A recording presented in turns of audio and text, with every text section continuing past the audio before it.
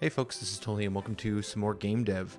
We're back again today after a couple of days off here, and we are coming up to the end of week 1 of 4 weeks of working on this thing, trying to get to a demo. Today we're going to be taking a look at adding a new slime enemy that I worked with Drixie on yesterday to create. The 2 days since we've done a stream, Friday just ended up being just a pure day off, and then yesterday did spend 3 or 4 hours working with Drixie on creating this new slime enemy that I really want, because I like the bat that we currently have, but I think for my vision of the early game, just a slime enemy just feels more correct to me. So we can take a quick look at that bat I'm talking about, and then we will quickly try and get this enemy hooked up. Yeah, I mean, for the most part, this should be a relatively quick task. We've got 2 streams today. We'll be going for about 2 hours, and then we'll be doing a lunch break and then another 2-hour stream after that. Hoping to get some good chunk of the tutorial started. So like, this bat looks really cool, but I just don't feel like it necessarily fits the forest super well. It could potentially be recolored in order to make it feel more appropriate for this like biome or whatever you want to call it, this zone, this environment. But I think a slime is just going to feel better. So let's see if we can get that slime in. So let's start here. So let's take a look at the slime. So we worked for a little bit getting this guy set up, kind of trying to get a walk cycle. This is still feeling a little sluggish to me. It looked a lot worse yesterday, but I think we've gotten to something that's at least feeling a little bit like a slime moving its mass forward. I'm very excited to see how this is going to look when we actually get it into the engine and we see the translation along with the animation. I'm hoping it's going to really sell it a lot more when it's actually moving. Same thing, sliming away. Worked pretty hard to get this like idle, but I feel like it might be a little too dynamic. Originally it felt way too subtle, so we did a little bit of like blob scaling to try and make it feel more like it's bouncing. Which I think looks great, but it might be a little too intense. We might just want to change the frame rate, which I guess we can play with now. So this is currently framing at 100. We could even do like 150 milliseconds. Starts to feel a little slow. So we might want to tweak the intensity of this one. The nice thing is a lot of these animations are done with Blender. So we're actually taking in like a 3D slime model and then it kind of tweaking its animations a little bit and then rendering it out. And if we don't like it, we can tweak the animation some more and re-render it out and get a new 8 frames or so of that animation. And so it makes it really quick to kind of get some different kind of silhouettes of a sprite up and running, which is pretty awesome. Very happy with the tooling. I think this hit reaction still feels a little subtle to me. We want to play with this one a bit. Same thing here, but we have all the states at the very least, so we can start to see these in action. So this blob one, again, I think one thing we still want to play with is making it feel like it like fades away. Not entirely necessary, but would probably sell it a little bit better. And then this attack, I'm pretty happy with this. This feels like a really like intense hit. Once we see that with some particle effects and kind of numbers flying off, I think that's going to look really good. But at the end of the day, you never really know until you see it in engine. Now, I want to double check the names of these tags. If we look at Hero, Hero is one of the best examples for tag names. Shove, idle, yep, that's all fine. We need to add loop to the walk, which we realized last stream is important. And this is hit, not hit reaction. Other than that, should be good. And then we'll add loop to the walk section. And then kind of the last thing here is we've got to kind of tweak it. So we've got this purple line. All of these animations were kind of just like whatever position they were when they rendered out. But in order for this to work in Unity, we're obviously going to need to line all these up so that the character isn't like snapping to a different part of the world each time they move. So far that looks okay-ish. These ones are not. They're moved to one side. I'm still going to shift everything. I think it's going to be the easiest way to go about this is we're going to bring everything down center, and maybe we'll do left side. We'll line up here with this edge. Should have enough room for the attacks and everything. If not, we can increase the size of the canvas. And we're just going to try and align all of these so that they feel like they exist in the same spot. Now this one has a bit of a... This one has a bit of a stretch and squash. And really, I guess this should be the first frame. Because if we were going from somewhere in the walk, like here, we'd probably want to go to this frame. I guess more accurately, if we're facing this way, we'd want to start with this one. If we go directly to this one, that's going to feel a little bit like a pop. So I think frame 19 should actually be the first frame in this one. So we'll also tweak this. Can we empty... Yeah, make empty frames. We're going to grab these two. And I guess we just shift them over here. And then we delete these two frames.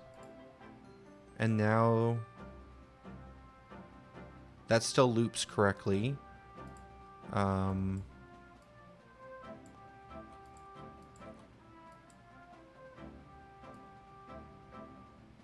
Okay, yeah, that still loops correctly. And then we need to do the same thing over here. So create empty, and then we're going to drag these two to the end. Oh, no, try that again. Correctly done, and then delete, and then for right now we're just going to add the purple line in just like that. Okay, so now that should be looping.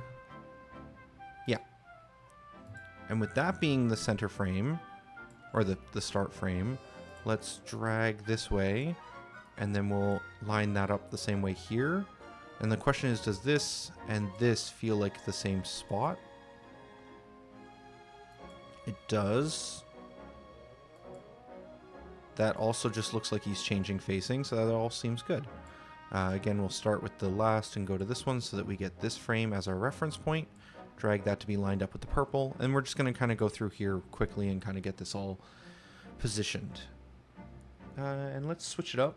Let's do...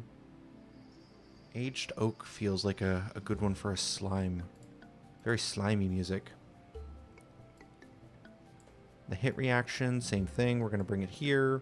We're going to double check to make sure this to this still just feels like it's kind of shifting in place, but not necessarily moving around the screen. Because this enemy is so round and consistent in shape, this isn't too hard. When we do this with like Hero and like the Goddess and other things, sometimes it can be a bit tricky to try and figure out like, well, where's the feet placement? And like maybe the upper body needs to be shifting because of like the body weight moving and stuff. But like here, it's just a big slime.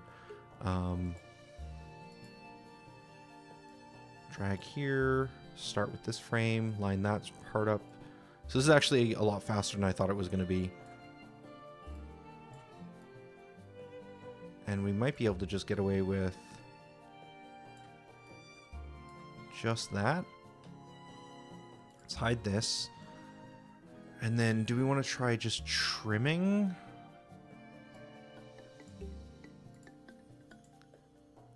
That's the walk. Into walking the other way. Into idling in position. Whatever frame rate we have this at, we need to be consistent.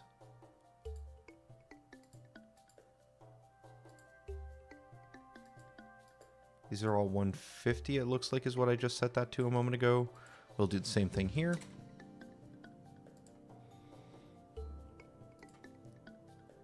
That's fine. That looks okay. And I guess it makes sense we have a ton of space on this side, because when we get to the attack animations themselves, yeah, they're going to go pretty far out into the corners. Now the only question is, do I want to make this square? And I think I do. How do we handle space on the bottom? Oh, this might be tricky, actually. I think when we have Hero... do their death, they actually kind of like flop and like spread out backwards. It's like not like their feet are here and they're falling forwards, just because of a kind of limitation that we need. We need the bottom to always be the edge. So the fact that there's this much room up here is actually kind of a problem. And that mostly is because of this hit reaction, or this hit attack, I should say. Also, I think this is named poorly. I think this is supposed to be melee_1. I missed that. Right? That's the naming we use for our melee attacks? Yeah.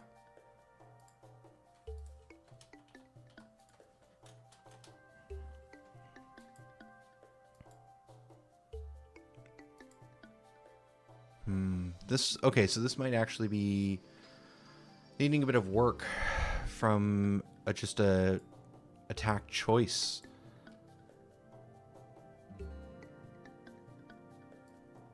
Does the bat run into this problem? How does the bat... Okay, so the bat has a little bit of space above them, but I think, again, that's partly so that they just have... because they're flying. Their death does bring them down to the bottom, though. So I think if we do this, if we just bring this in directly like this, the slime is going to look like it's floating in the air. Or is going to be slightly offset from its center of its tile. Well, let's try bringing it in. We might need to readjust this enemy, but for now this should be fine. So this is going to go in the bubble slime folder. It's going to export the JSON data as an array, which is what we want for our processing. We're going to export that. And then we're going to do tools, and we're going to slice the sprites. So that's going to basically, or it should. Oh, this needs to not be named its actual name. It needs to be named Anim Sprite, I think. It's like a generic name we look for. Yeah, no underscore though. We expect in the folder there to be just a JSON folder or JSON file with that name rather than their original name. Just makes it easier to find, and we need that JSON file in order to slice everything correctly. So now there is all of these sprites individually cut up, and then we can do anim sprites, which is going to take all of those individual sprites and build a bunch of animation what are these things called? Motions? Animation clips and an animation controller. And then easiest thing to do would probably be just to replace the bat for now with the slime controller, and we should be able to see it moving around and attacking. Which is under prefabs. Enemy bat. I'm actually not 100% sure the bat is what we're using.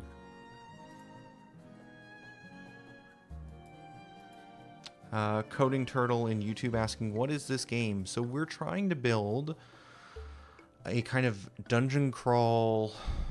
It's very okay. Let's just show it, and then I will look in the hierarchy for what prefab we're actually using for the enemies. So it's kind of based off of the concept of like an isekai, infinite retries to defeat the demon lord. You start as like an isekai hero, you get resurrected by the goddess, and you get sent down into this kind of forest world. And then as you move around the environment, you reveal it tile by tile. So it's kind of got a bit of a dungeon crawl type experience to it, but it also has a bit of like a Final Fantasy Tactics type turn-based, tile-based movement. And then you have a set amount of time before you run out of time, or if you lose health, in which case you will be sent back to the goddess realm and you'll be able to resurrect and start again at that goddess statue that I just teleported in at, which is serving as like a checkpoint. And eventually you'll be able to make it far enough that you can reach the next statue, which will be another checkpoint that you can progress from. So the idea is that as you explore more of the world, it'll get easier and easier to reach the next checkpoint. And so if I come over here and we interact with this to discover this checkpoint, there's no animation or anything. Some of this stuff is still needing quite a bit of polish pass, but really just trying to get the core loop up and running. But if we discover that checkpoint, come back to the Goddess Realm. Oh, right, we hadn't done the cutscene, and I don't have it disabled right now. But if we skip the cutscene, she's going to auto-send us back in as part of the intro. And then we can come back in. Coding Turtle says, the art looks amazing. Thank you. My wife, Trixie, has been working with me for the past 4 years. Technically, we spent the first 2 years working on a different project, which was more of like a Final Fantasy, like old school Final Fantasy 4, Final Fantasy 6 long travel log experience. But we realized that game was going to take us a really long time. We decided to break and do this kind of like infinite retries game as like something that would hopefully have a bit of a smaller scope that we could try testing, putting a game out before working on what would essentially be like a magnum opus. But a lot of this art style is kind of a mishmash of those two games. We're still working on a lot of the UI and figuring out what the UI is going to look for like for this one specifically. But yeah. And Trixie didn't start working on any of the pixel art or really getting into digital art at all until 4 years ago. So I personally have been really impressed and proud of the progress that she's made in a relatively short period of time. Okay, I wanted to look at what prefab this is so we can swap out the bat with the slime. So which enemy is this? Is it bat? It is not the bat prefab. Oh, do we not? Maybe I don't do this the way I think I do. I thought I had a different prefab for each enemy, but I think what we may have actually ended up doing was making it so that there's one prefab that we load. Yeah, and then we have a different, like, we choose the animator at runtime to use with that one prefab. I go back and forth on whether or not I like that. Bubble, actually, what was the naming? Animator? Yeah, so capital B bubble slime animator. Okay, and then if we go into one of the rooms, so if we go scenes, infinite retries, dungeon, forest, room 2 was the one we were kind of moving in and out of. Get rid of the searching in here, and it's just easier if we come in here and go to these enemy spawns. We should be able to change. It is based off of this prefab. So then how does it decide? So if this isn't where we put the information, where is? It's been a while since I've touched an enemy, a couple of months, I think. Been really focused on like a lot of the UI and skill trees and a lot of other problems lately. But I feel like this past week has just been like reinventing or readjusting, or what's the right word? Reclimatizing. Nope, still doesn't feel right. But just getting back into the engine again and seeing so many different aspects that I just don't touch very often. But as we're getting closer and closer to a demo, I'm just needing to modify more and more things. Okay, so yeah, this defaults to this old slime enemy from Era of Embers. So why... like, where does it get the character ID then? We initialize it here, and we don't pass anything in. So how does it decide which enemy it is?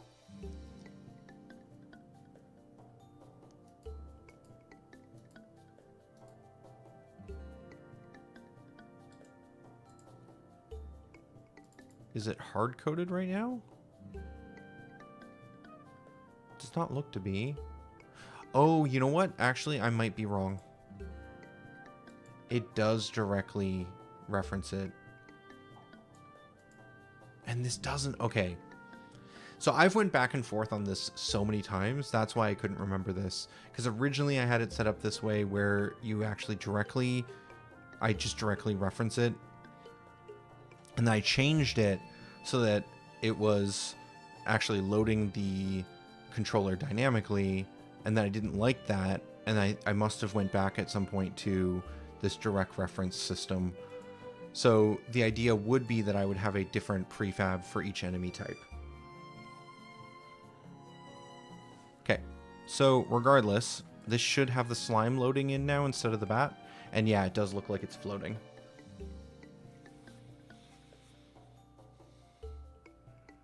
Okay, so how do we fix that? I mean, I know how I fix it. What I have to do is I need to bring the canvas up to here so that it looks like it's actually sitting on the ground and there's no like space in between the ground and it. But if we do that, we're obviously going to cut off the melee attack.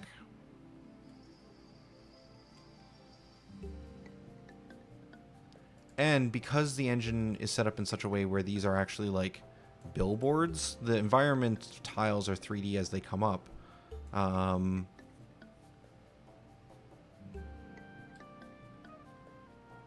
If we were to just lower this sprite down, it would start clipping into the ground, and I'm pretty sure if this enemy attacks me,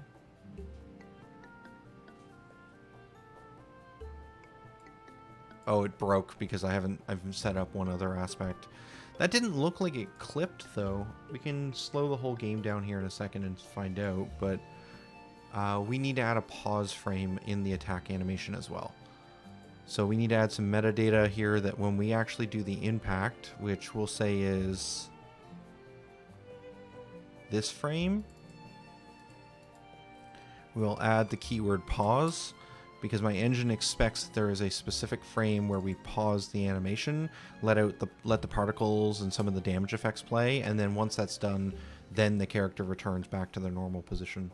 That might not look as good for the slime, because obviously the slime is in like a mid-attack sprite animation.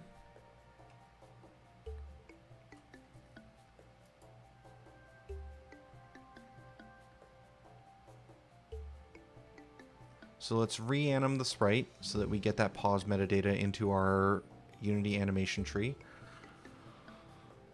Let's see what it looks like if we slow the game down. I'm curious, can I get away with just dragging it? I would really expect that by dragging it down, it would start to clip into the ground when it does its attacks. Because if we switch this to like sprite mode, it's kind of hard to see, but the sprite itself is actually clipping through. So if we skip here, well, that's still broke.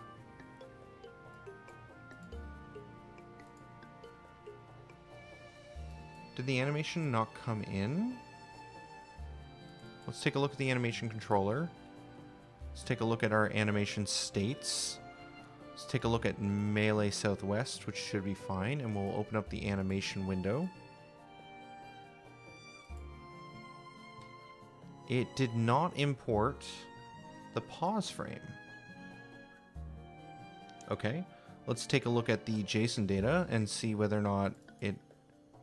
Oh, because I renamed it. I see what I did wrong. We renamed it after exporting, and that meant that when I tried to export here, I need to change this to be this name. I had made a new file. So when we exported, or imported, I should say, the animation, it did not have the new data associated with it. Okay. It's the little bugs that slow you down. Little tiny miss things. Okay. So we're going to come over here. Hit reaction looked okay. We're going to grab the character. We're going to drag it down to somewhere like here. We're going to skip a turn. That looks pretty good. I'm pretty happy with that. Let's zoom in. Let's slow the game speed down.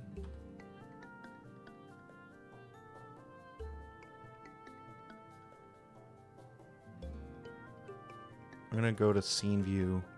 Okay, yeah, that is clipping into the ground when he's at full extent, which is why that looks so weird. His eyes were disappearing, and I wasn't sure why, but yeah, so it is clipping. So...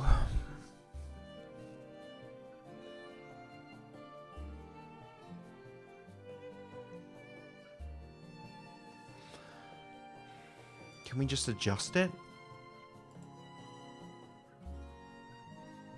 Like, how bad would it look if we just drag this like to be on level.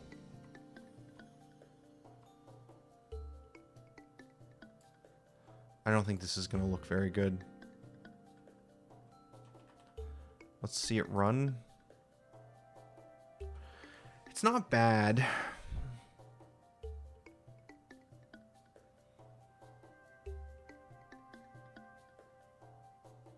I don't think it looks nearly as punchy. And in order for that to look consistent when they're facing away, we'll have to do the same thing. So when this is up all the way here, this is going to need to come down to like this level. Same thing with this one. So this frame and this frame feel like they're still facing the same way.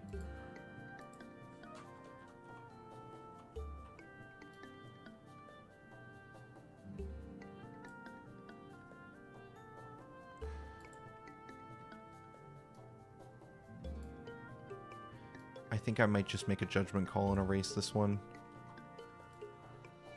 I don't think Trixie's gonna kill me if I modify her art slightly. So that's frame 77, and this is frame 69. So if we kind of compare these, yeah, that looks like just flipping on spot, so I think that's okay. So now if we were to retrim the sprite, okay, so we have a little bit of white space. Where is that getting used? What? Okay, this one's coming down a bit on the backup. So that was one frame, but I still feel like there's one more pixel. Do any of these use? Here, this one, the hit animation kind of comes down a bit. We do kind of want that. Okay, well, let's start here. Let's see what this looks like. So we'll re-export the sprites.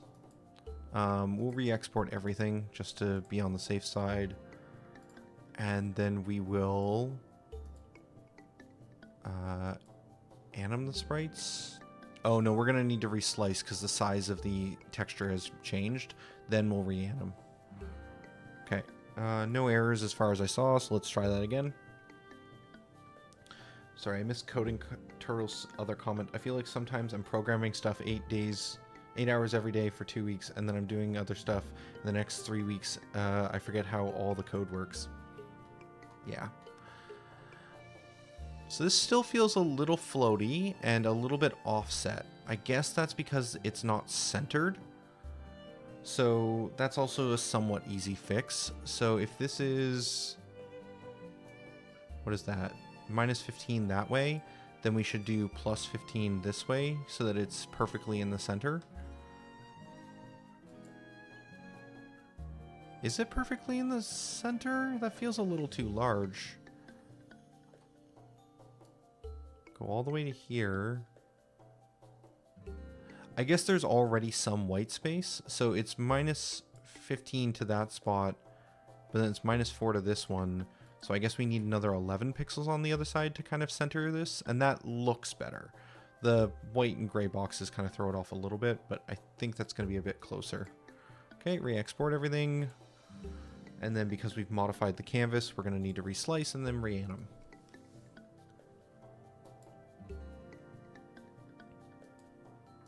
Anim sprites. Okay. This ended up taking about the same amount of time as I was expecting. Originally, I was like, oh, maybe this guy's going to be a bit easier, but it has proved that he is not. So he feels a little big. That attack felt okay, actually. What if we're facing this way? That's also feeling okay. Maybe you would want to, like, change some of that a bit. Oh, this is the other thing I want to fix today. I really want to get it so that when we die, we don't just crash. The game just completely breaks. Although it never showed the error, but I'm pretty sure that's still a problem. And it's mostly because we're not resetting anything. We don't really have a good state change for the end of a run. The bounce feels a little intense. We're going to zoom in a bit more just to get a better look at this.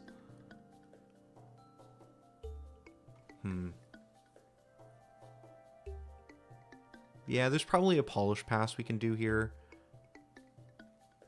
And I think we might want to reduce his size a little bit. He was feeling really small yesterday when we were looking at him in Aseprite, but seeing him in Engine, and so we scaled him up. And so, but seeing him in Engine, I feel like we may have went a little too far. Probably could split the difference.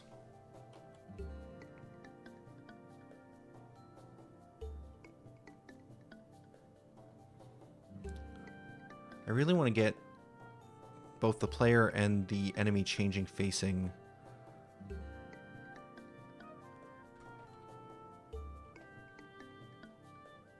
When they get hit.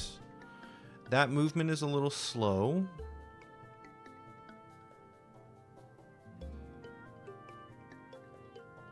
I think we can tweak that up a bit. So let's go into Aseprite again. All the tweaking. In here, this is currently moving at 100 milliseconds per frame. Let's take a look at the Void Bat for reference. What was it moving at? If we look at its walk. Oh, interesting. It had a bit more variety to its walk. There was some frames that were 125, and most were 100 though. So this slime should be moving about the same as the bat, but for whatever reason, it feels a lot slower. Let's bring everything down to like 75. I think just because of the nature of its animation, it needs to feel a bit quicker.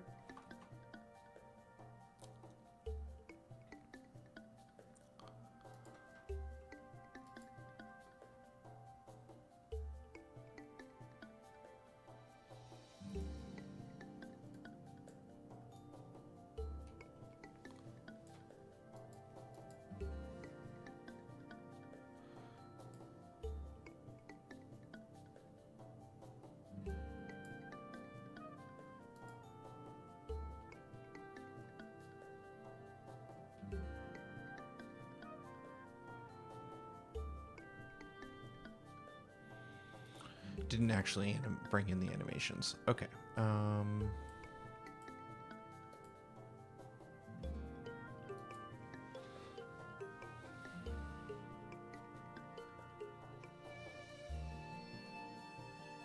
Zoom back out to regular size again. Skip a turn.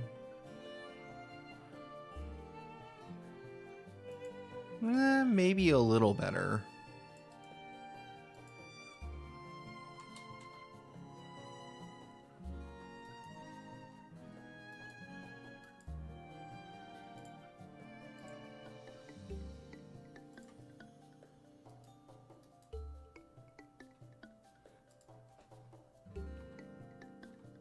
That's better.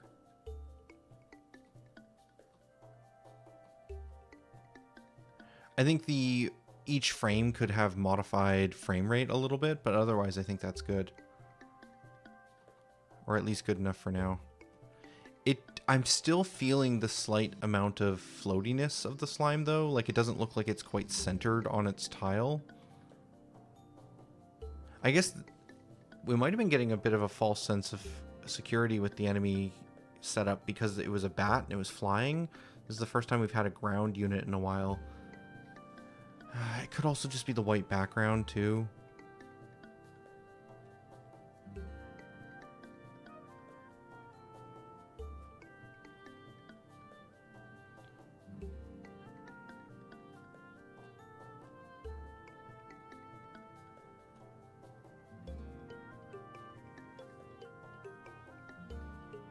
We're not going to make it over here in time, but there is a slime in this zone. Let's switch over to that scene. Dungeons, forest, room A, I believe.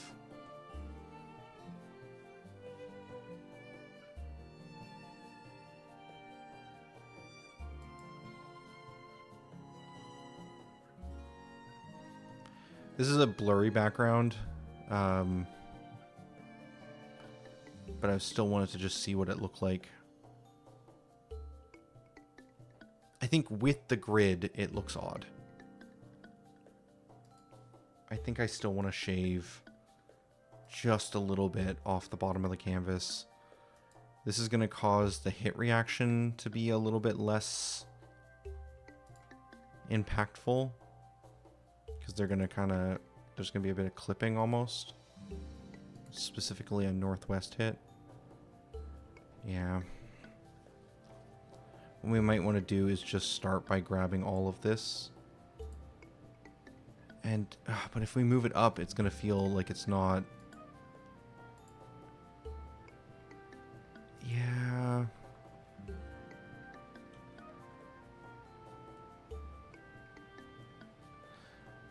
I don't want to move it all up, I don't think.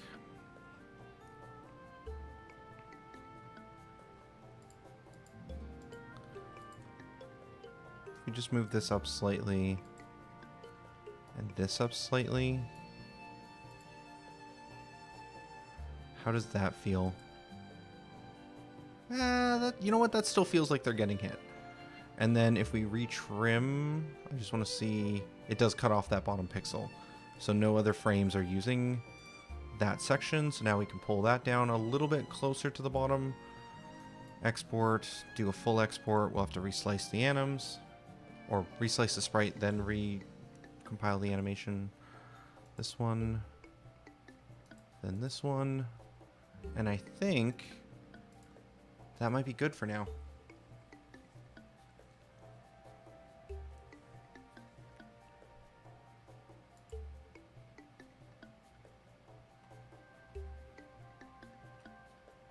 Yeah, it's not a big difference, but just the one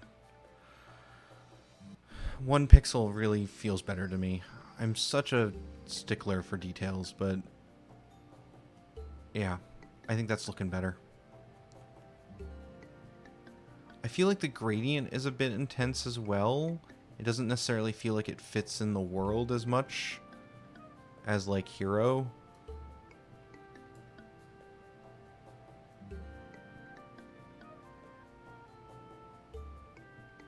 Yeah.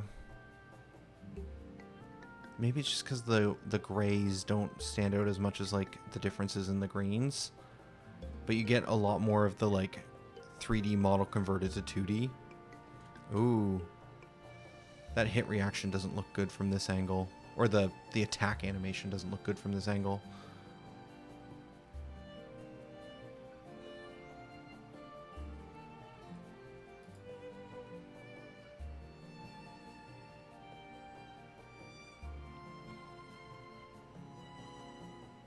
I think it's fine for now.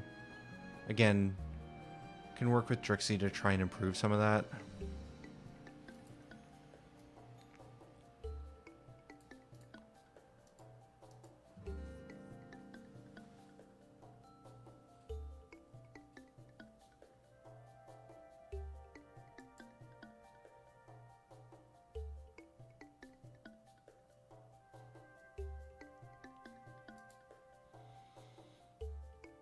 Okay.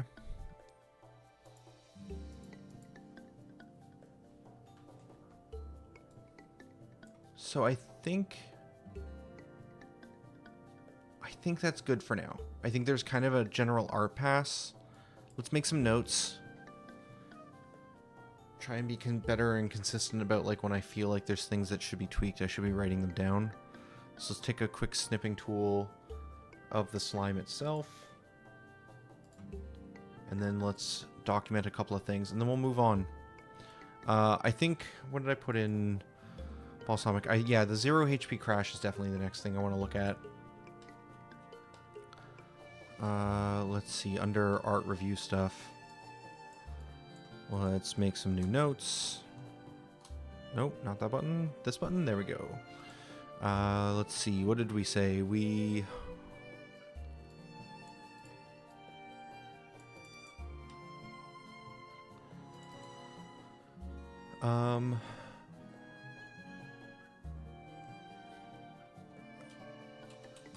Color gradient is a bit too intense compared to Hero.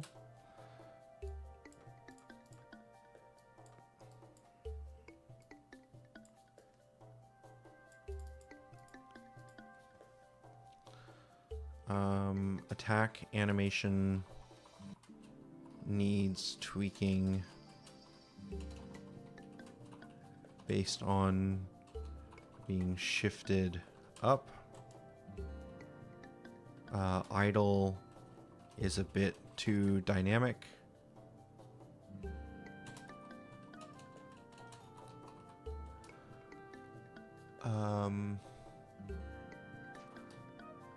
Walk needs individual frame adjusting. So certain frames should be like smear frames that happen really quick, and certain frames should be longer to impact the movement or to make the impact feel right. I think that's mainly the things that we talked about.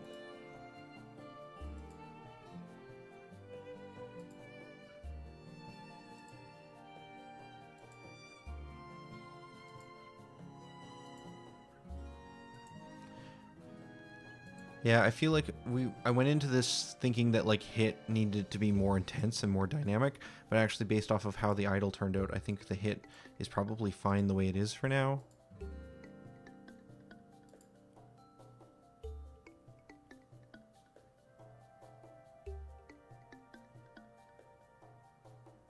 Yeah, okay.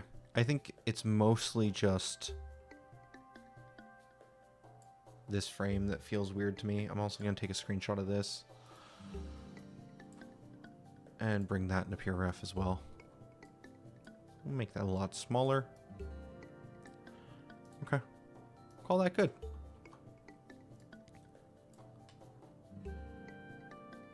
Cool. Let's move on. So, I want to take a look at the 0 HP bug.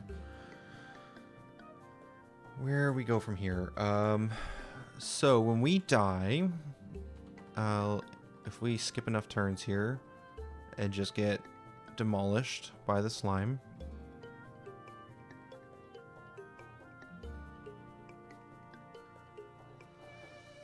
we run into a bug where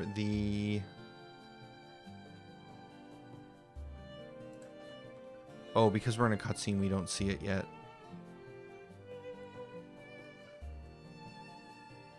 We should see it when we get back here, though. When we load between scenes, we're at 0 HP, so the character is auto-dead, and then the state machine manager for controlling players' turns is like, oh, the character's dead, we have no characters, and it breaks. That's because when we go between the forest area and the goddess realm, there's nothing that really says that we are, like, hitting a game over. Really, all that's happening is as soon as we hit 0 HP or 0 time, we're just triggering a scene transition to go to the goddess realm. And because of that, that means that there is no like health updating or anything. So I think, let's see, timeout, I think is what I called it. Out of time. There should be a...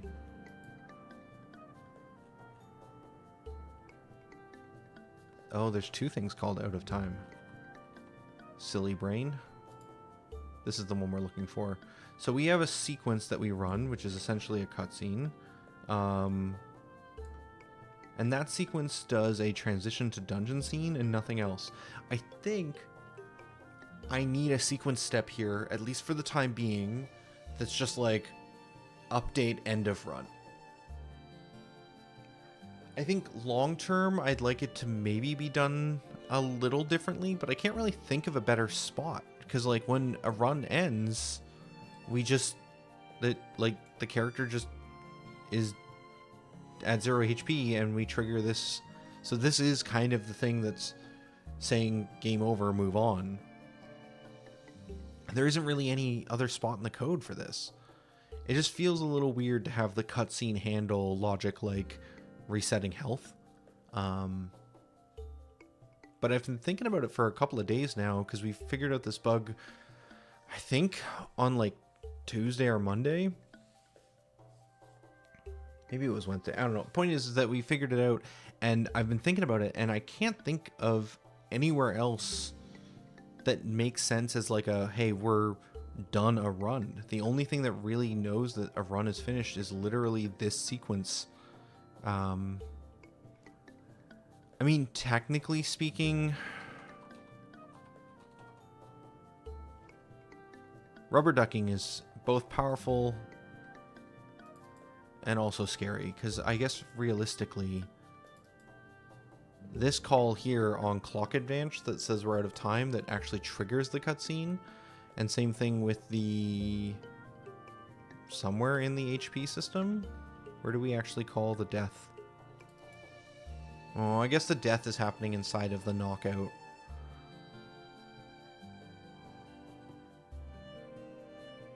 Yeah. So, like, cutscene manager is obviously triggering the cutscenes themselves. So we could technically put in a end of run function in here,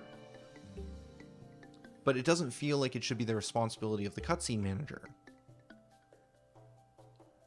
But at the same time, it doesn't feel like a cutscene should be in charge of core game loop logic, like updating your health. Drixie redeemed a stretch. We'll do that while I think this out. I'll be right back as I raise the desk.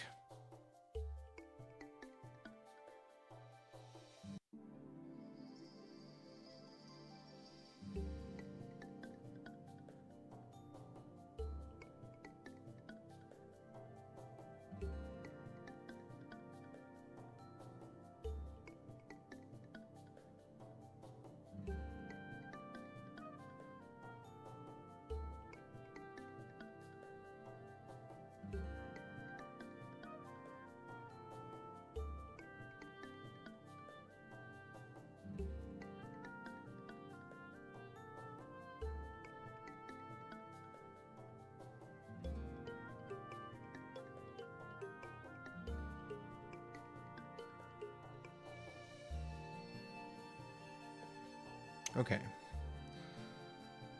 So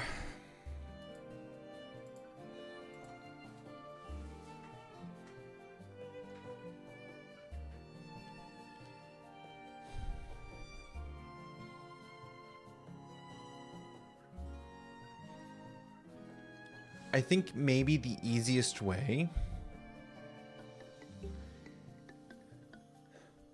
is to add an in-between call here. So I don't think the cutscene manager should be responsible for this. So instead of having knockout call directly to the cutscene manager, I suppose I could have this call to like the backend system to say, hey, we game overed. And then that system calls to the cutscene.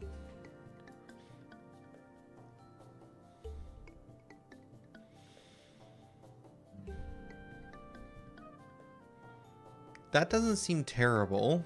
Let's see, I'll take a look at backend. Calendar manager would be an okay example. If we go to where this is being used, it's the backend state manager. So this thing has a ton of managers inside of it, and it's basically just encapsulating them. So if anyone wants to access any of those managers, there's just a bunch of accessor functions to get those internal functions of those managers. And so I could just add a call in here. But again, this feels a little bit like we're breaking format, where normally this thing doesn't handle any logic itself. It's simply managing the managers.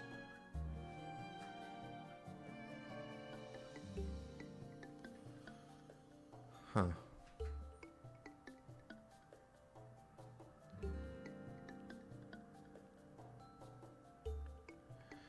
It is where the out of time normally comes from, though. And we're already calling the cutscene from within this. So I suppose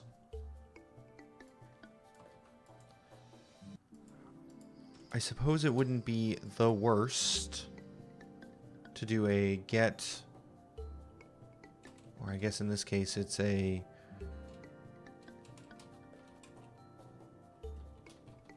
death notification.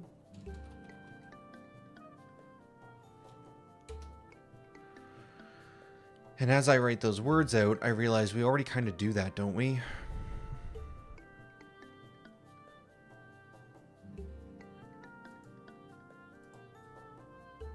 In here, don't we send a notification? Yeah, we send a event type thing when the player dies.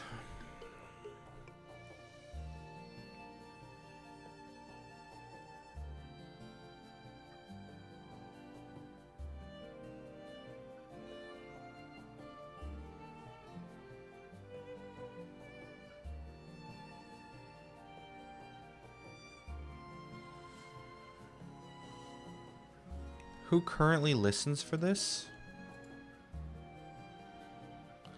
A lot of the director stuff.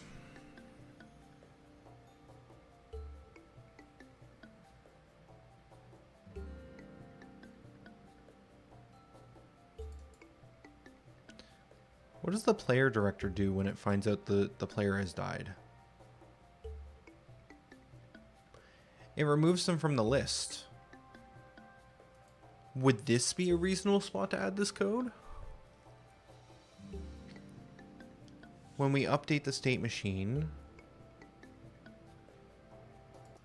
switch to stranded. For the background music for this section, because I feel stranded. I feel lost. So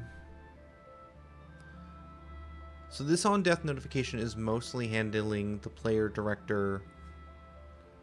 And the player director cares about updating its list of units. No, it doesn't make sense for this to be in control of like the state change.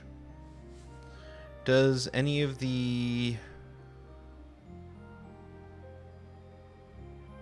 actual combat states care about it? Like, do they think it matters? No, the only other spots it's really being used is inside of some UI components. Display versus via active, so when the player dies we turn something off, or this is a component to turn some UI off when the player is dead. And then the character combat manager is from Heir of Embers, so this isn't gonna matter for us. We have a defeat flag, but that's more for tracking when specific enemies have been defeated, is the idea here.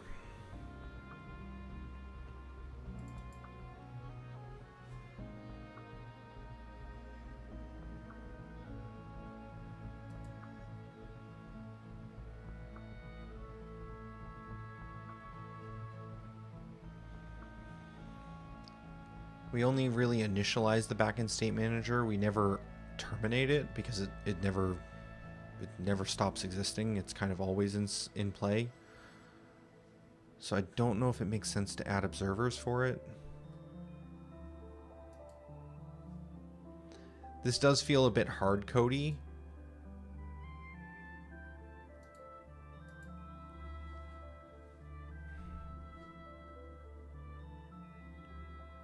I could make a new manager that just exists to detect when the player has died. It feels somewhat wasteful.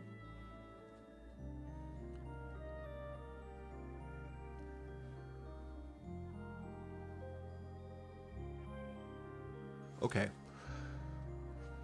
We've spent too long thinking about it. I will continue to mull it over, but for now I think I actually do like the idea of just having a death notification. And I would like to, at some point, remove this idea. Let's move this into here so that we don't lose the syntax. And then the backend state manager will now call this death notification. And I would like to replace this. So let's add a comment to do replace this hard-coded logic with a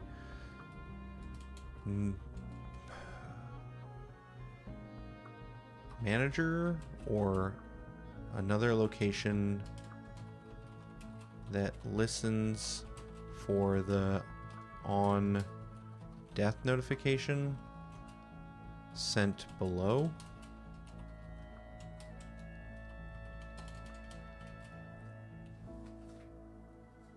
Maybe that's enough. I'm not sure. And it just doesn't matter enough. So now that we have this call, though, and this could be called from wherever I feel it makes the most sense to live eventually,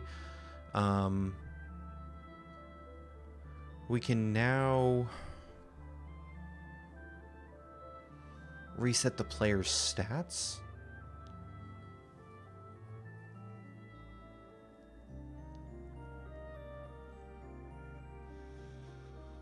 This is gonna look weird.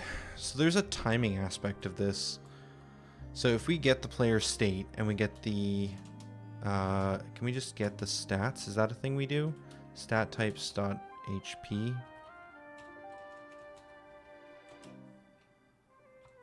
And we set that to max HP.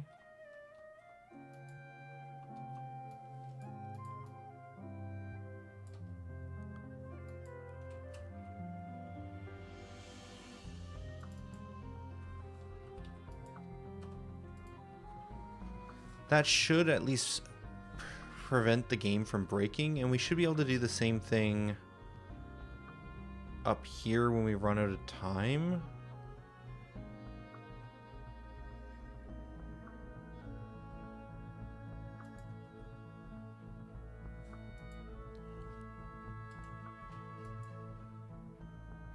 And this thing auto resets itself to some hard-coded value of 120 right now. All right. Let's see if that fixes bugs. I don't love this, but we're gonna give it a shot. I feel like sometimes I'm really bad at just like working through a problem mentally, and other times I'm fantastic at it. But I get fixated sometimes on these small ones where it's like I just can't see the right path, and the way forward for me is to just try something in order to figure it out through trial and error. Okay, so we do get some errors here. Let's see if we speed through this part. Blah, blah, blah, blah, blah, blah. We are set back to full health. Okay. So at the very least, this is a bit of a hack, but it makes it so that we do not crash the game when we go to 0 health. Okay. I hate it, and I want to fix it.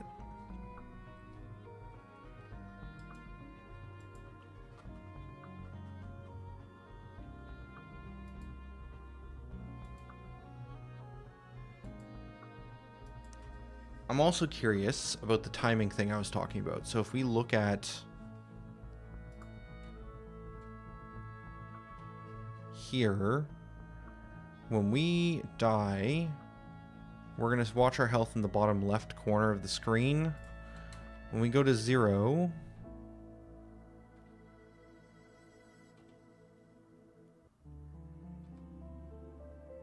come on. Yeah, we immediately reset back to 45 health on death. And that's because as soon as we get the death notification, we set our health back up again. So realistically, we shouldn't set our health back up again until we get into the Goddess Realm. So the timing on this just feels very wrong.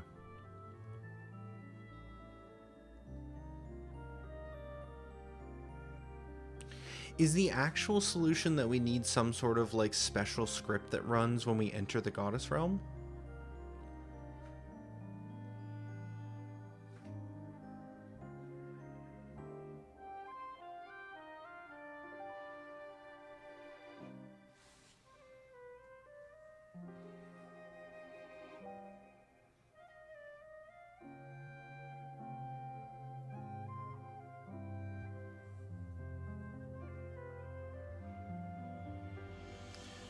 That actually might make the most sense. So There's two ways around this. If that's my idea, if my idea is that when we return to the Goddess Realm, we have some sort of logic script that runs.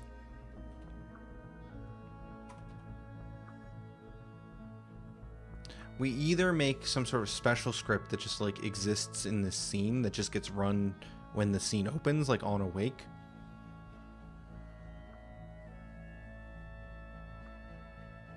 Or the other aspect is the screen. So when we go to this screen, we could go to a special version of like the Goddess Realm screen, and the screen could act as like our state management. None of these feel like good options. It really feels like we're missing some part of the engine here. Like, a lot of the engine is built out, and it feels like I can just find proper spots to put all this code, but something about switching between scenes, and specifically, like, what constitutes starting a run and ending a run, just feels very empty, because in a lot of ways, starting and ending a run doesn't actually exist. It just is switching between two existing scenes, and there's nothing that really determines that they're different. So going from Forest 1 to Forest 2 versus going from Forest to the Goddess Realm, like, nothing indicates that they are at all different in any way.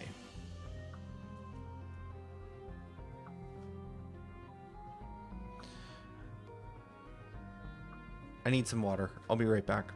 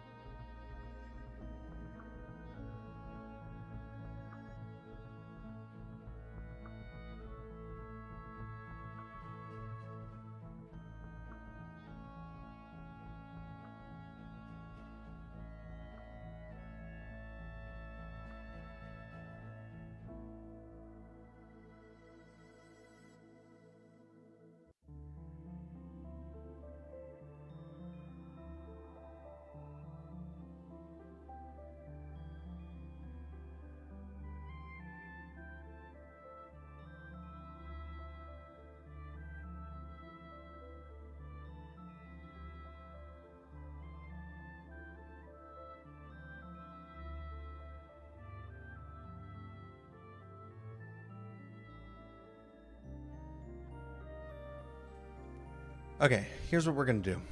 We're going to add a new system.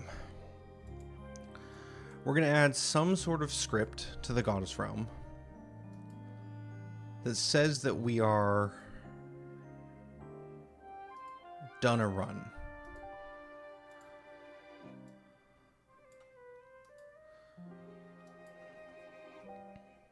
I don't even know where to put the script. It's been so long since we've made a new script that isn't just an ability step or a sequence step. I don't think this is front end. It's not tools. It's not going to be... I guess it's kind of part of the back end. It's not a global manager.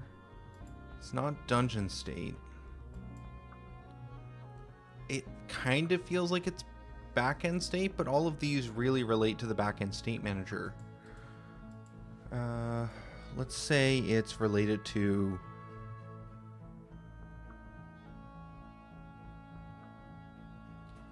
run tracker.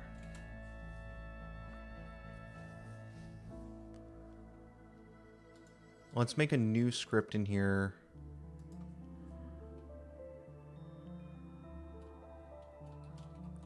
Run. Let's just call it run tracker.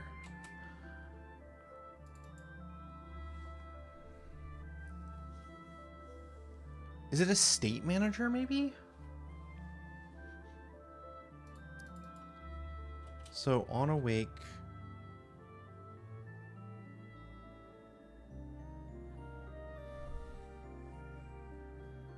No, this doesn't make sense.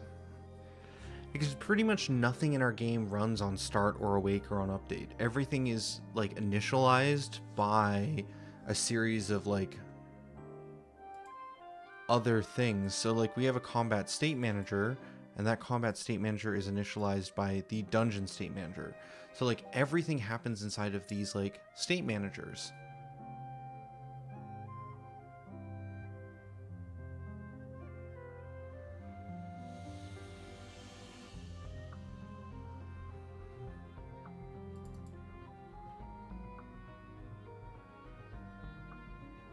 Nothing just exists in a scene.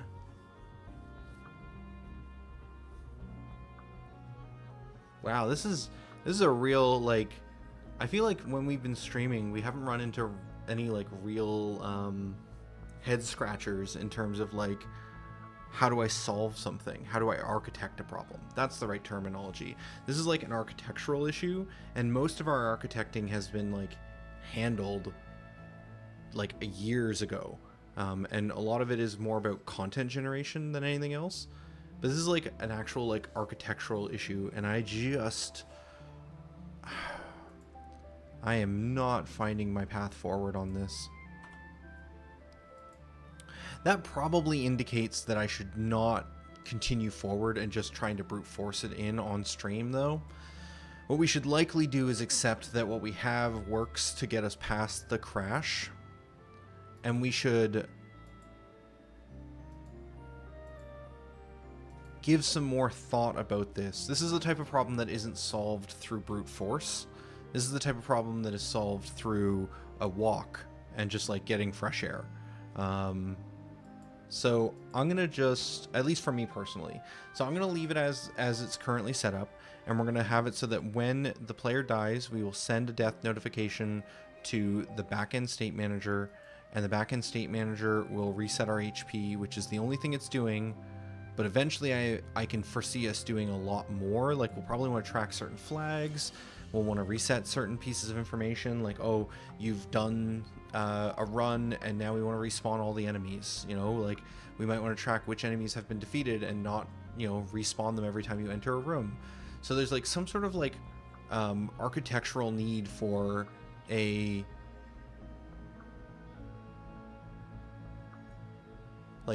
run state manager.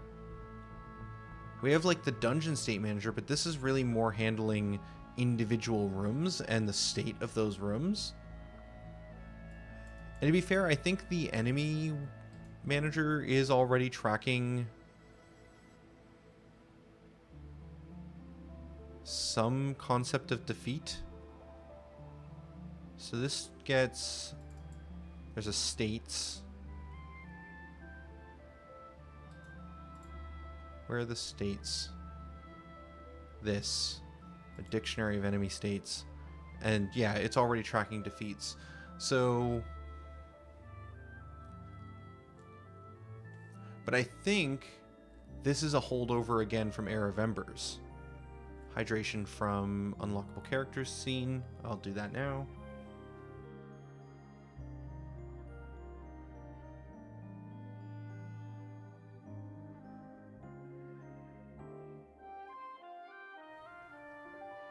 Glad I went to grab the water bottle just a few moments ago. Yeah, I think there's a big gap missing in our architecture. We have the idea of like a dungeon state manager, which manages the individual rooms, where the player is, what tiles are revealed, all of this information. And we have like a backend state manager, which is meant to be tracking like a lot of the like stuff like the flags and the calendars, the clock, some of your progress about like leveling up and stuff.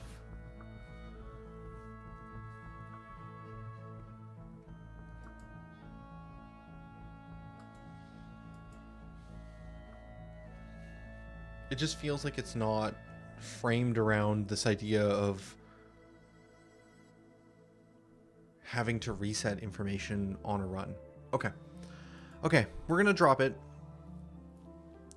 I'm gonna say the bug is fixed, but there is a bigger kind of feature problem that needs to be solved.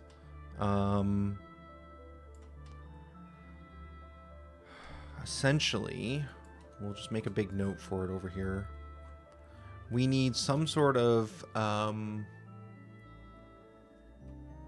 build, run, tracking, backend, state, manager, system.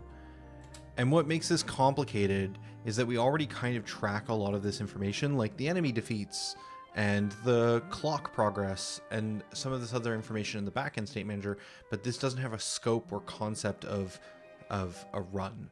So I don't know how that's going to come together, but we will leave that for now. I'm not solving that on screen. I think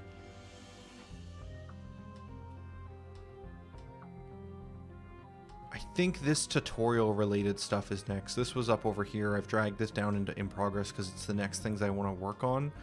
Art stuff I'll work with Drixie on off camera. I think polish wise that would be quick and easy that we might want to do.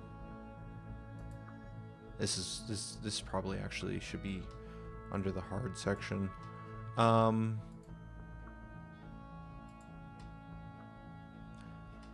especially. Let's dive into this. I think we're going to start this now, and we'll probably continue it in the second stream in the afternoon. But yeah, let's dive in. I was expecting, I don't know, I thought some of this stuff might take longer. I think partly because I was expecting kind of to solve this problem, but I just feel like I'm in a rut, so we're going to just do something else. So let's see if we can figure out how to disable the UI during tutorials. So if we go back to the boot screen, when we come into scenes, core, boot, when we start a new run, we get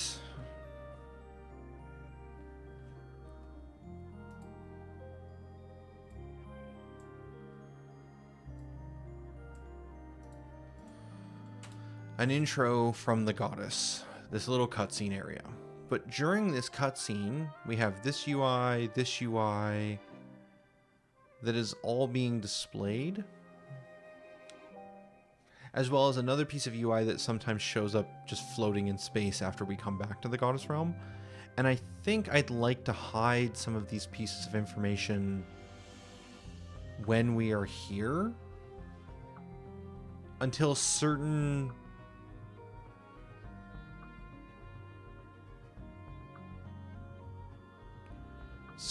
flags in the tutorial have been met. And I think that means that we need some sort of new component system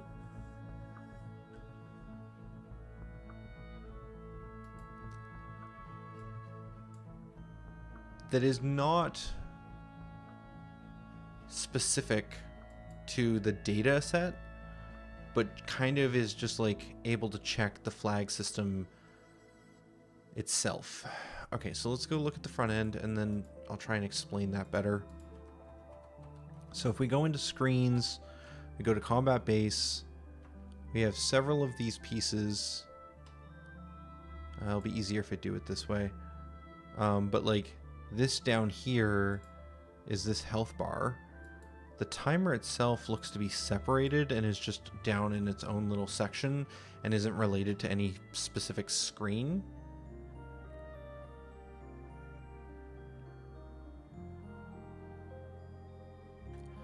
And so this has a clock data driven component and it shows some information based off of the clock data. But I think what I want is some sort of way of toggling this on and off based off of some other information. So let's create an empty parent above it. We're going to call this tutorial controller. Let's add an entity component to it. We will call it clock tutorial controller, which is probably what this name fully should be. And then I think we want a new script that is not a data component, not a menu component, and not a screen component, but is like a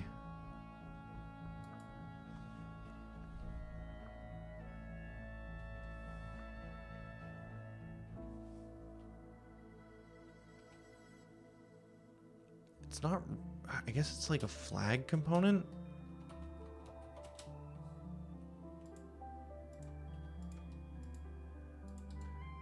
And we will name this thing active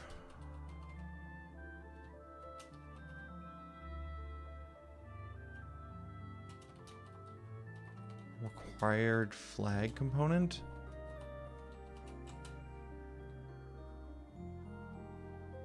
And this thing is essentially going to make sure that a specific flag is active.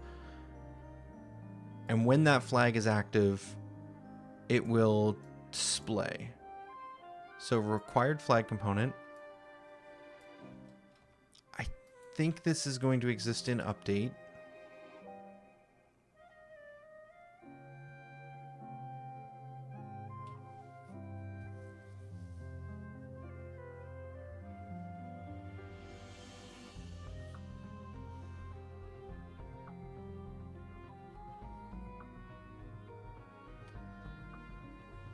Is this still supposed to be a screen component?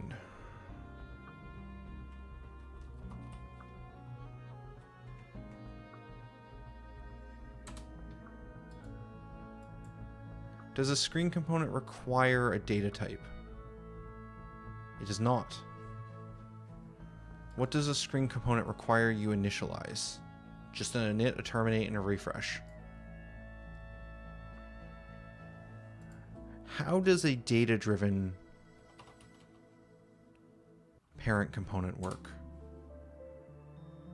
It loops through all of the data-driven screen components underneath and handles initializing them and updating their data, terminating them, and refreshing their components.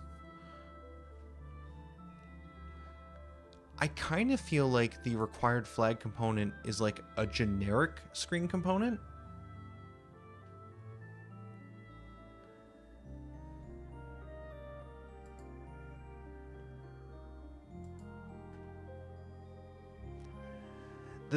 The real problem I want to get away from is I hate using update. It's like a core part of Unity, I understand that, but when it comes to UI, changing the UI continuously can be really bad. So a lot of my data-driven systems have been built around this idea that like we call refresh, and we try and call refresh as little as possible. Obviously, when we're like aligning a piece of UI to the character, we will have to kind of call that pretty consistently as the character's moving. But as much as possible, I want to try and have this refresh be called as little as possible. So if we were to try and set this up with the required components, implementing these, I think that we should write this as a refresh component rather than as an update, and then we should figure out a way for this to be called.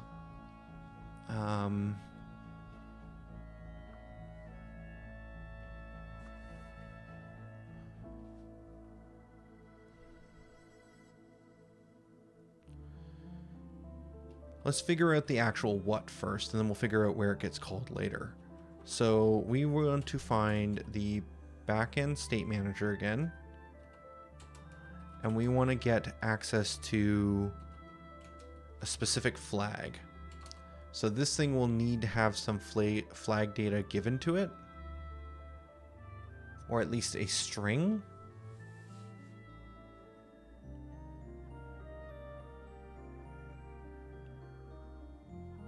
Because it'll need to know what we're blocking. So this can be a public string flag component, or flag ID more accurately. And we can get that flag, and then we're going to check whether or not that flag we'll have to do utilities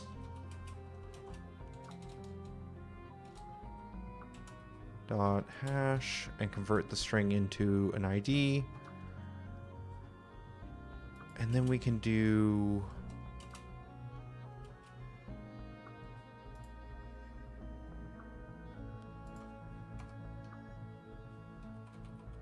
get flag state, and from there we can check No? Still no?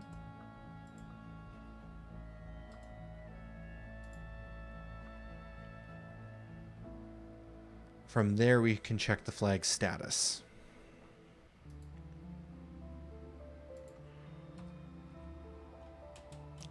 Really? Is that how we do that?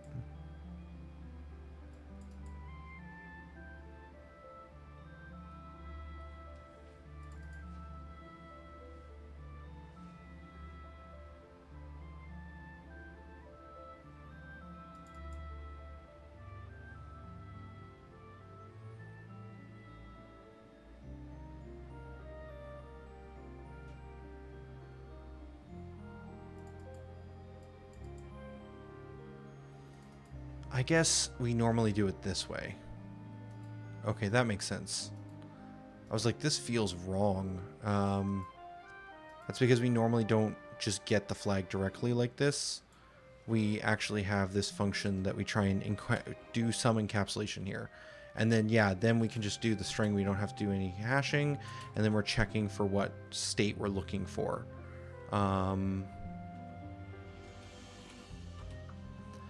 I think there's some debate about what state I care about. Did I not see that this took a string as well? I guess it doesn't. That feels like an easy fix.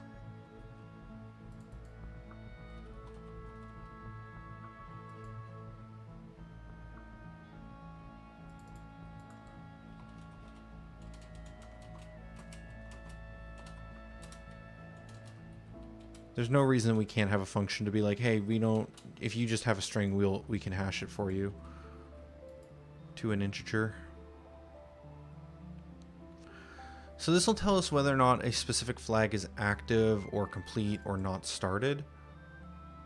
So if we had a required flag of like tutorial state active or something, that wouldn't make sense. I think it would be like, we want to make sure that the tutorial state is completed. And then we'd probably want to do game object this dot game object. Oh right, this still needs to be a mono behavior. I can't replace that. Game object dot set active.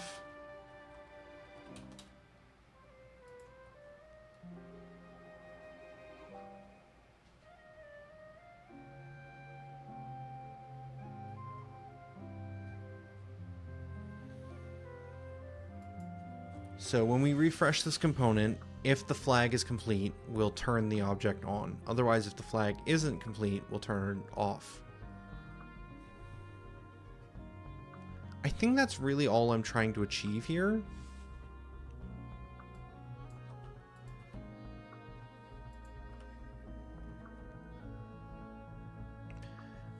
The problem now is who calls this?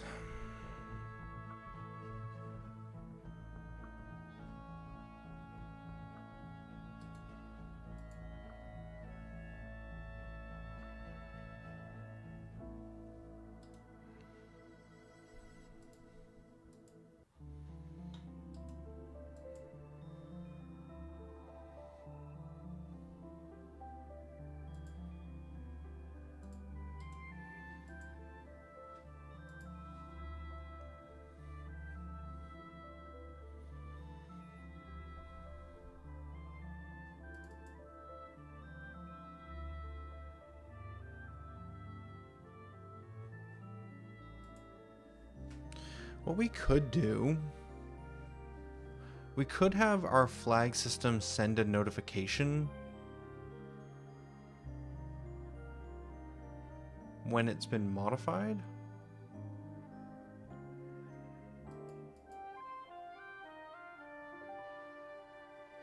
And this component could listen for that flag modification and then refresh whenever the flag's been changed.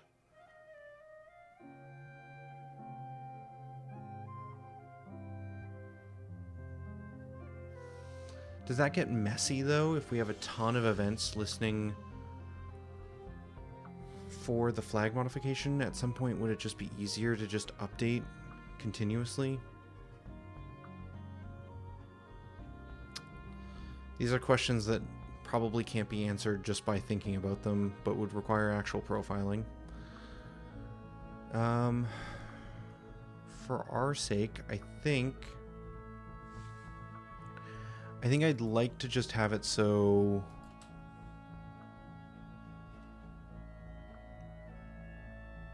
if the flag gets modified, update this. Like, that feels like a good direction.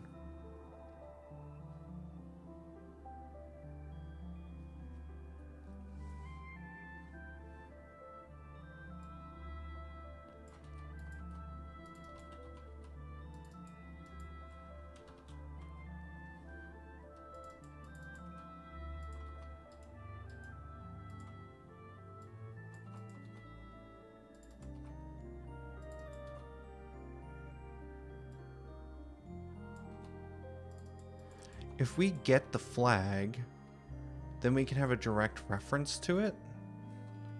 And from that direct reference, what if every flag had a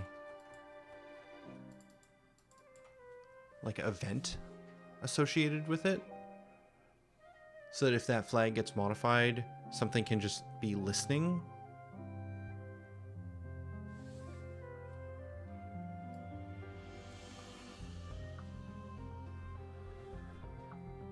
I don't even think it's a event though, because an event requires us to have to like send it and sort through all the other things listening, and like there's a lot of work there. But I think it's like get modification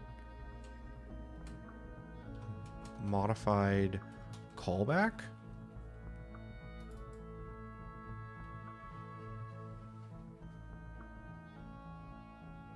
And then we just register multiple things.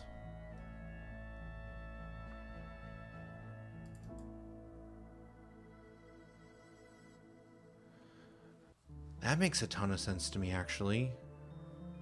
So when we initialize this flag component, we could get the modify callback, and the idea would be that we would plus enter a function, which would be honestly could just be refresh, and then whenever that modify call gets happens, we just refresh the component.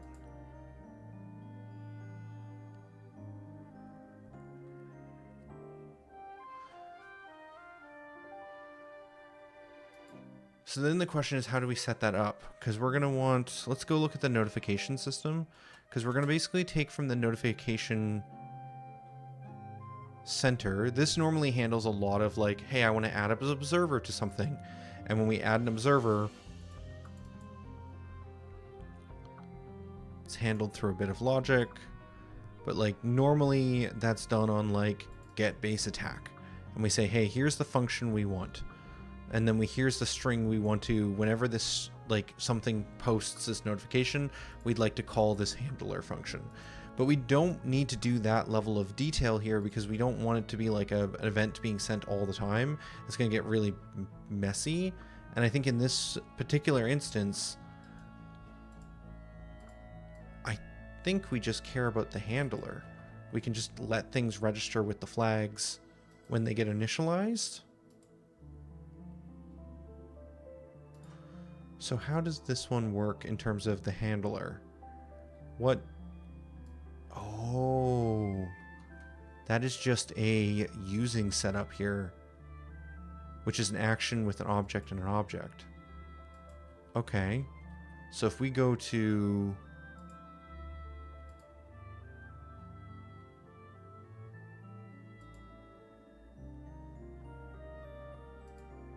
flag and we set up this using, I think we're going to have to add that everywhere that we inside of every flag, but I think that's okay. And then this is get modify handler. And then normally what we do is we grab that handler and then we set that handler up inside of a list. And that is a list of handlers. And the way the system works is when we post a notification, we're basically just looping through looking for one of those subtables, which will be that list of handlers, and then we just call the handler function with the sender and any data. Yeah, we can totally do this. So we can have...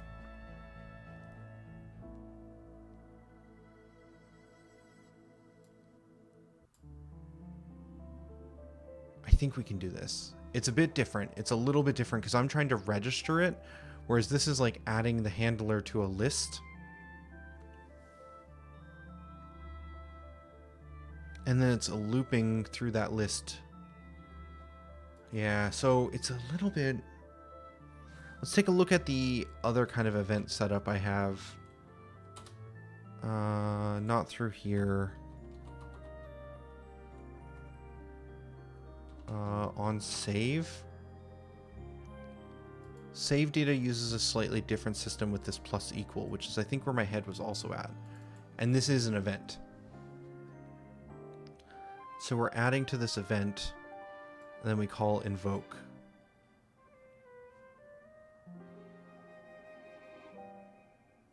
I think I like this setup a little bit more than the notification system. So then this also doesn't require all of this stuff.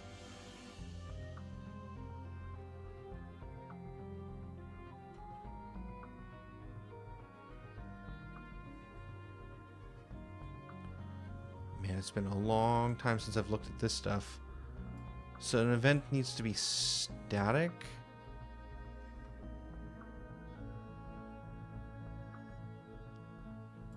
Oh, that makes it more difficult. Does it need to be? That doesn't feel right. That feels like just a choice here. Why does it not like the event? What was the actual error?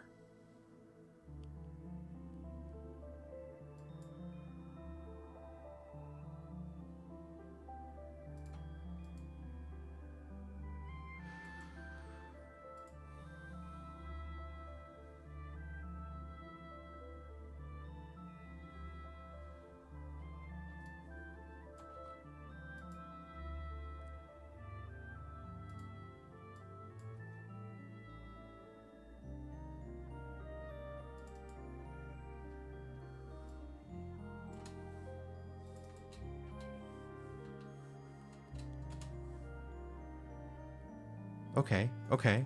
So we set up a delegate, which is the flag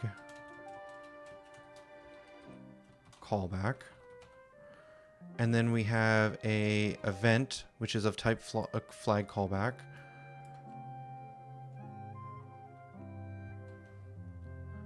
As this is a declaration that can go up here.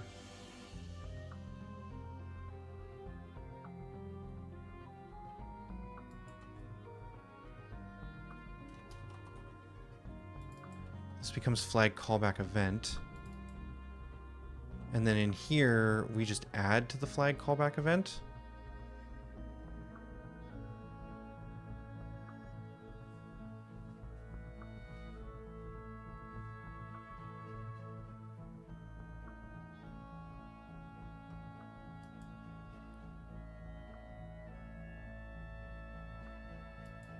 What does this error mean? Cannot convert type void. Is that because I need to do without the brackets? Yes. Okay. That's the syntax problem there. So now this should set this up so that on initialize, we register with this event. And then inside of a flag, if we were to look at, say, the set flag, does it need any additional setup? It does. It needs to have its own call of that, which makes sense. and that should be fine. And now that it has this flag event, we can have it so that the flag event is it invoked? It is invoked. We're using a little bit of special logic here to make sure it's not equal to null. Invoke. And this should call anything that's listening for this flag should get messaged. So if something registers to be like, hey, I care when this flag gets updated, it can just set this callback with a function essentially, and then if that flag gets modified, it will just update.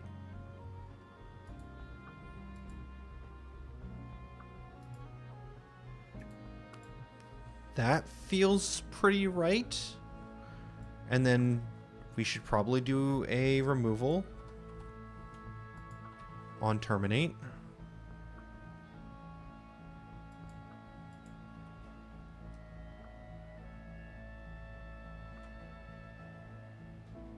And then every different spot where we have iFlag, we will need to add this. So each different type of flag will need to have a flag callback. So a checkpoint flag will need it. Defeat flag. Location flag. Quest flag. Collect flag.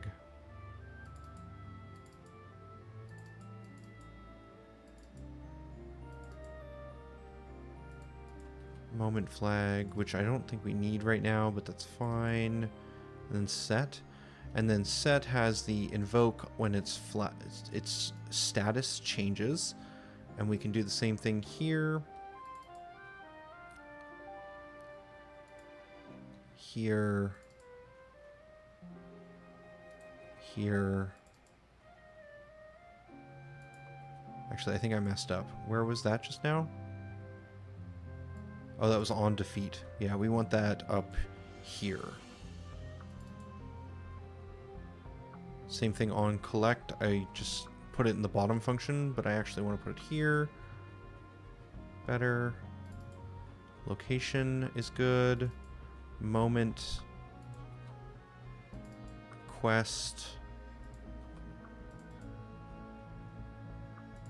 Awesome. Okay, so now every flag has an event in it that things can register to that flag's event, and when that event status changes, they can immediately get a response.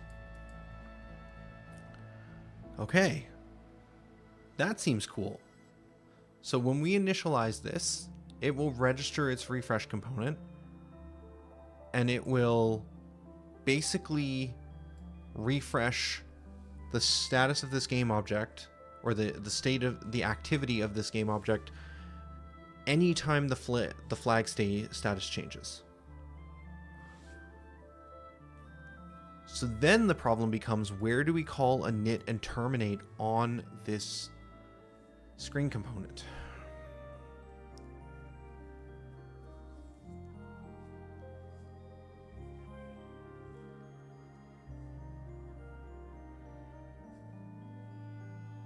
Normally, we don't have to call on individual components.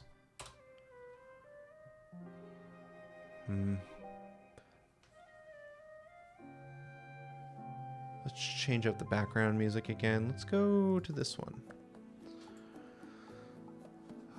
Okay. Normally, we don't call to individual components because we've kind of built up our whole system so most components that we display on the screen are actually some form of data-driven screen components where they get the data associated with them from a data-driven parent component. And this parent component goes through, finds all the individual little components that have data associated of the same type, and like manages them for us basically.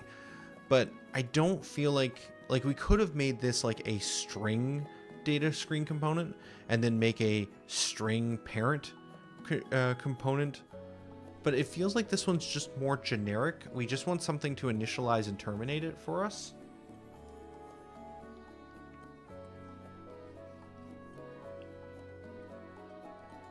I suppose that could just be the screen.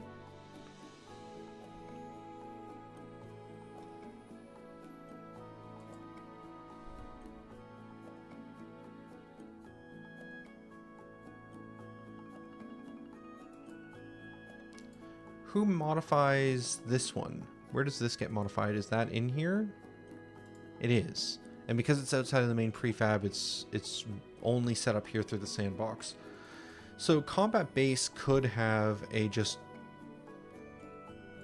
honestly, it probably could make sense just have a list of screen components.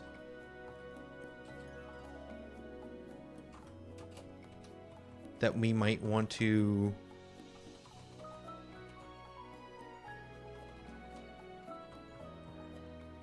register. Generic screen components.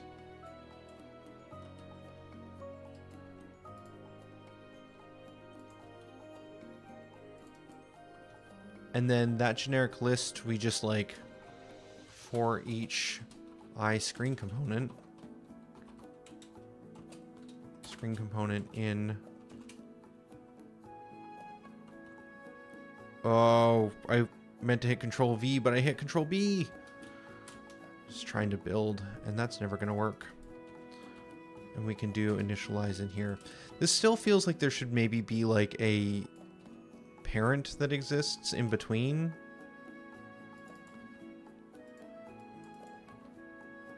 Also, I think this logic doesn't exist here. It actually exists in open. Yeah, everything else initializes in here.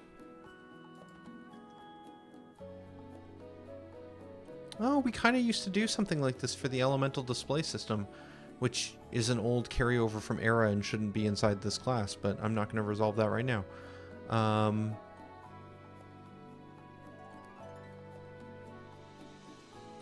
think I'm going to move this to here, actually. On open and close makes more sense than on init and terminate in this particular context. I can't explain why, it just feels right. And then we will add this to the top.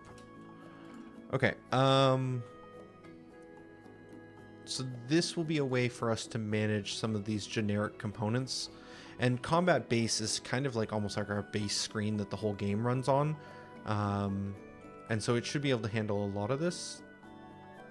It did not update with the list. Can we not do a list of interfaces?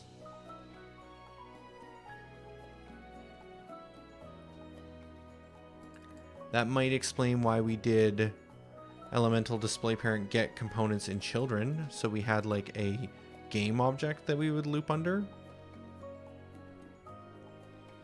This feels like something I've solved before though. I feel like there's somewhere where I've done a list of interfaces and I've been able to have them appear in the editor.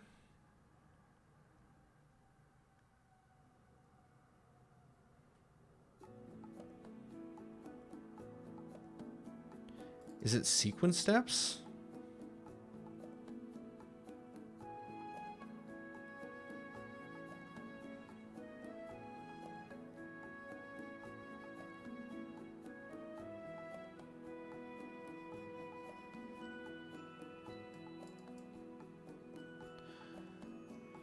This is not a mono behavior.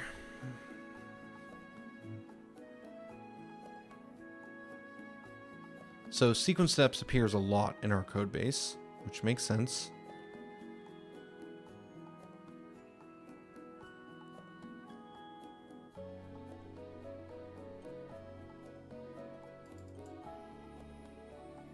This is a private value, so that would not actually get them entered directly. I feel like this is a problem I've run into. I'm definitely getting deja vu that like there's something about interfaced actions that you have to do a little bit of extra tag setup in order to make it so that they actually appear in the editor and you can drag them in. Where have I done this before? Or am I just thinking about a time that I tried to work on it for like an entire weekend and couldn't get it to work? Which might also be very possible.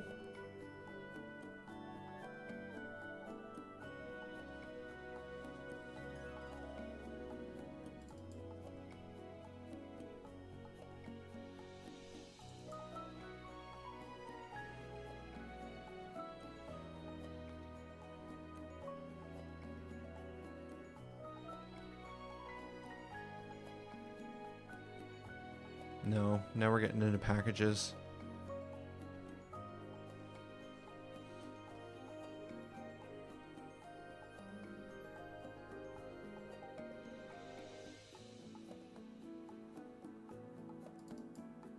No, these are all private references, so they wouldn't have any drag logic.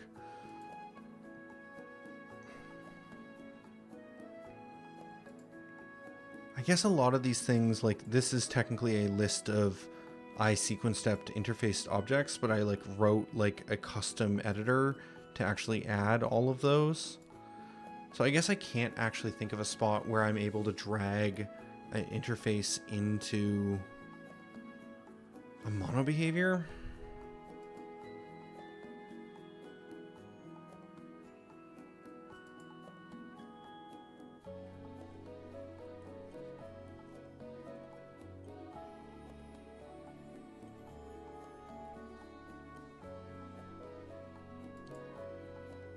But I definitely want to generically be able to reference these game objects. Okay, I guess for now, we will just do the dumb, and we'll make this a list of game objects. And we will then do game object, and we will do get component iScreen component, which is lame.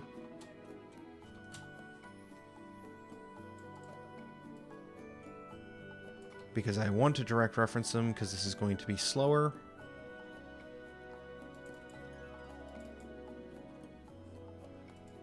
But this will at least let us continue forward, and I will do some research off camera on how to set that up. Because again, I feel like it's something I've looked into before. Okay. So now we have a generic screen component that will be initialized and terminated on the open and close of base screen, which hopefully should be fast enough. And now we can have a required flag in here, which is going to be a flag for clock tutorial controller flag. It might end up being more generic than that, but for now we'll just make one of those. We're also going to want to do the same thing for the whole status object, which is going to be this one. And then that's the background bar. So these two get a empty parent, which is going to be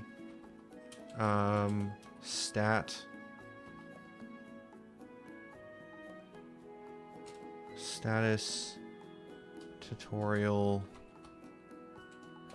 Wow, that's certainly a way to spell tutorial. What did I call it out here? Tutorial controller. Yeah, I guess that's fair. No, we use controller to mean other things often. Like, yeah, this is controlling it, but it does feel a little bit off. I guess it could just be clock tutorial.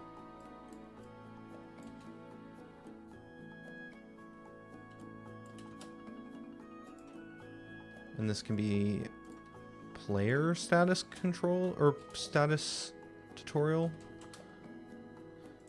We'll add an entity to this. Actually, why am I adding entities to these? If this is being managed by a screen component, I don't think it actually needs one. And then this will have our flag required. Nope, not an ability effect. Flag required flag component. Player status tutorial flag. That will then be referenced in here, which I'm not sure how that's going to work with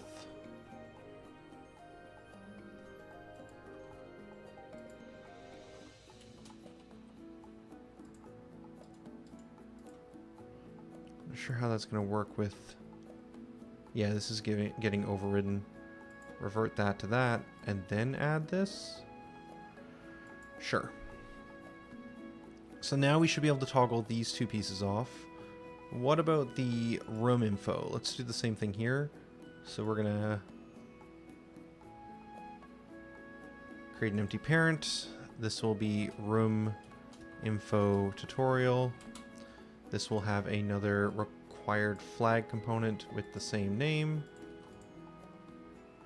And then this can get dragged into here. So we can toggle that off. And then where does... Was it ability select that handles the actual components of the command down here?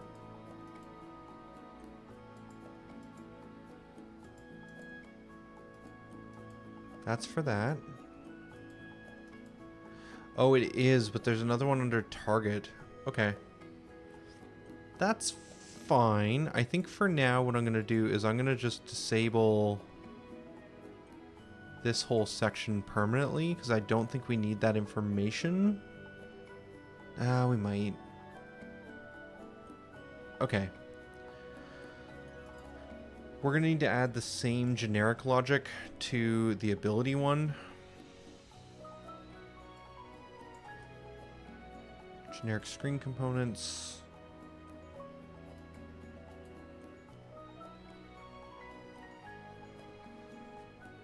And we're going to add that to the ability select screen.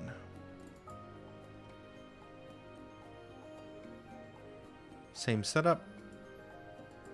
It's going to take some additional information for the generics, and then it's also going to take the same logic for on terminate, which will be on close, and then same thing for on open.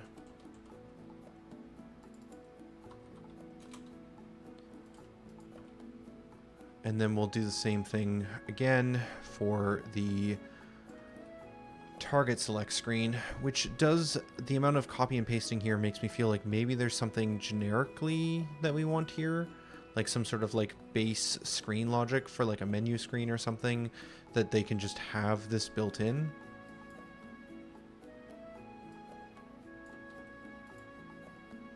But we'll see how much more I use it.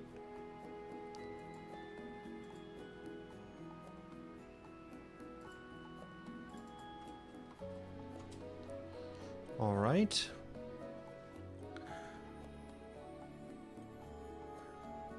Now,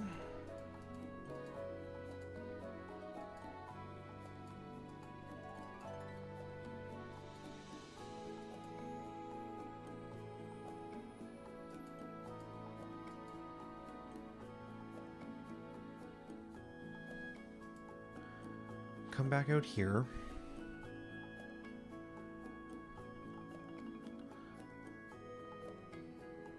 Go into this prefab.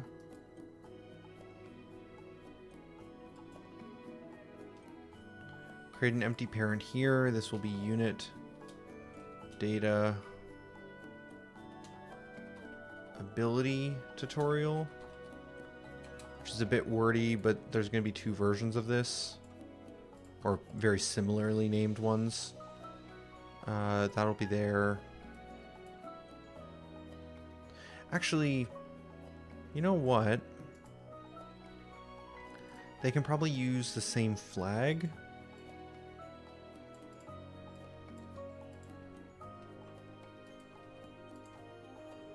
So we'll just call it ability tutorial, and we'll make sure to actually drag this into the generic screen components. And we'll do the same thing for the target screen. So we'll create an empty parent for this, name it ability tutorial, create a flag for that ability tutorial, and then drag that up into here. It didn't get renamed. There we go. So now all of our main base UI stuff for the title, the clock, the HP, and the ability stuff all will be blocked on tutorial flags. Now we run into timing issues. So the basic idea is set up here, but like there will be a bit of an issue of like if we haven't set initialize because that screen isn't open, then it'll never get updated when that flag gets updated.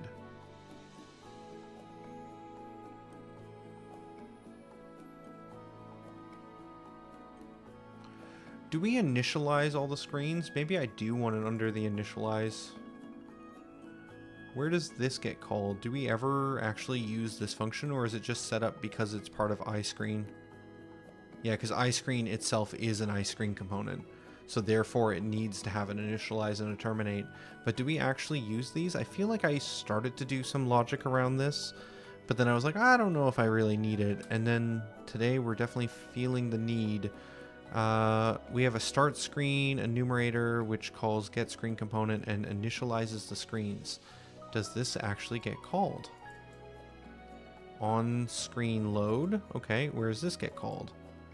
On enable. So when the screen controller turns on, it will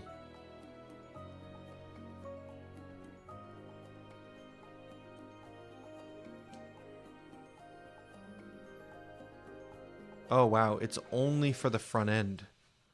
There was a front end only screen. Or for oh, I see. When we initialize from the front end scene, so when that scene is loaded, we try and start all the screens. And starting is initializing them all. Do we ever call terminate in here then? Or is it only an initialize? It is only an initialize. Because the idea is that once we initialize all the screens, we never have to terminate them unless you're literally Alt F4ing the game. Yeah, still bad practice, but it's fine. Interesting. Yeah, so the problem we're going to run into is we've set all this up, but because the registering of the required flag only happens on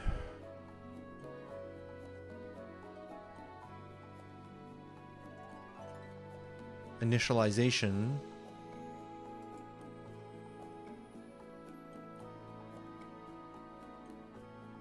and the screens might not be initialized yet, we may not get this refresh call.